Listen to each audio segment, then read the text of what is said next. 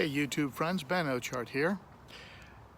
And today's topic is, have you ever believed something that you were positive was true and it turned out to be false? I'm talking about fish keeping myths.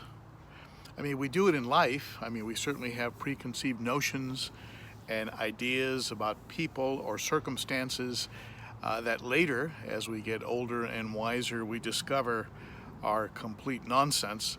So if it can happen in life, it certainly can happen in fish keeping.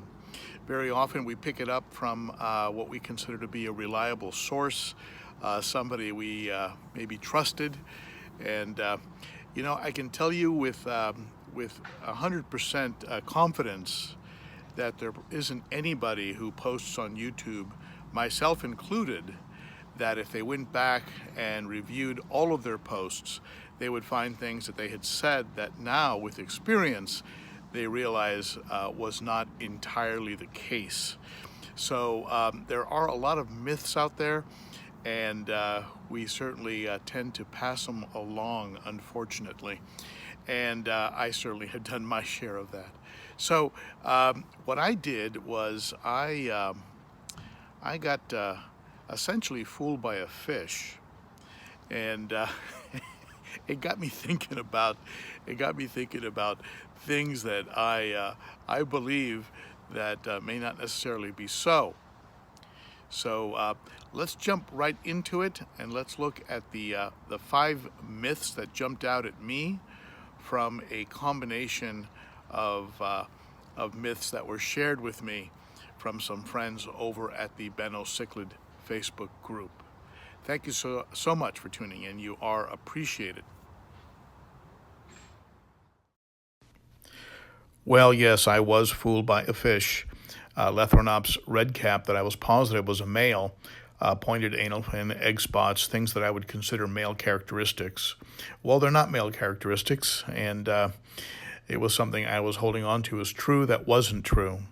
Start thinking about how many ideas do I have like that, and I decided to ask the Facebook group what myths they had believed that actually turned out to be false.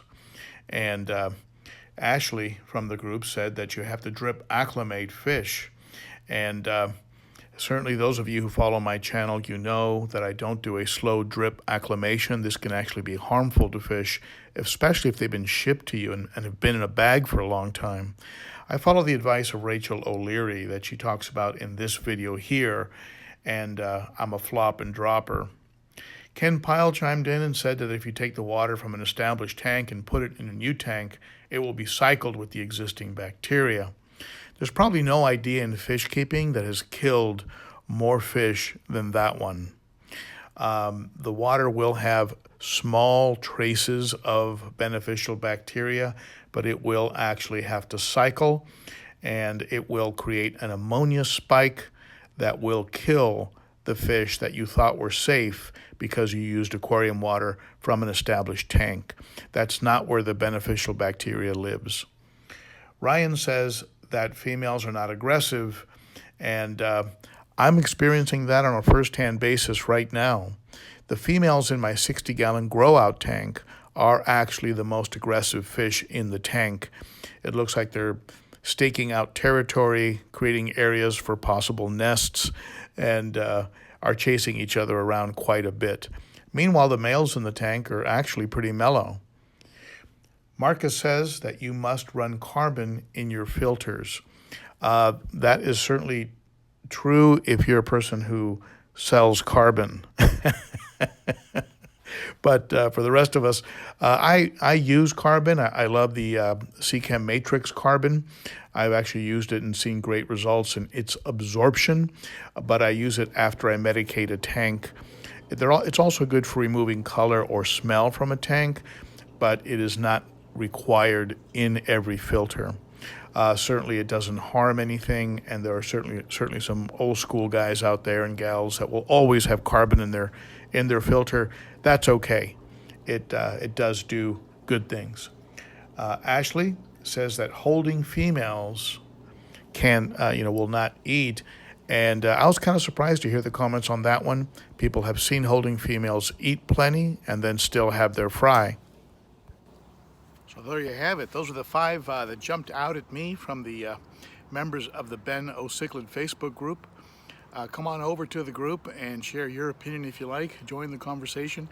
Certainly share your thoughts below in the comment section below.